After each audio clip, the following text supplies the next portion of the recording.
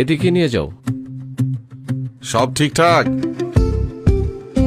ভাই অসংখ্য ধন্যবাদ, অনেক বড় উপকার করলেন। তবে আরেকটা ছোট্ট হেল্প লাগবে। জি বলেন। জানেন তো, ছেলেটাকে এখানকার কোনো একটা স্কুলে ভর্তি করতে হবে। গ্রামের স্কুল তো, একটু টেনশন হচ্ছে। শহরের মতো পড়াশোনা হবে তো? কি যে বলেন ভাই, এখন থেকে গ্রাম আর শহরের সব শিক্ষা ব্যবস্থা এক হয়ে যাবে। এই দেখেন বিএনপির নতুন শিক্ষা পরিকল্পনা।